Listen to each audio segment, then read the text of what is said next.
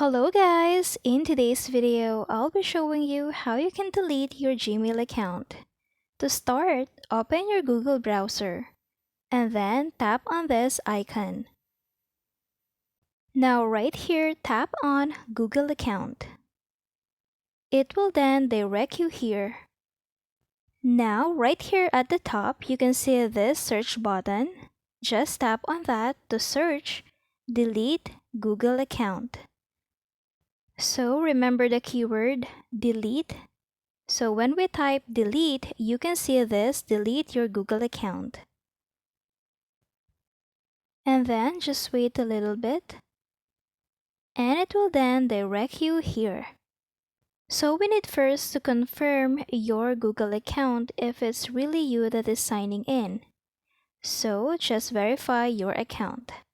After verifying your account, just tap on continue. It will then direct you here, delete your Google account. Before deleting your account, you must read first this. So you have to remember that deleting your account is permanent. Now after that, just tap on delete account. And that's it. Thank you for watching.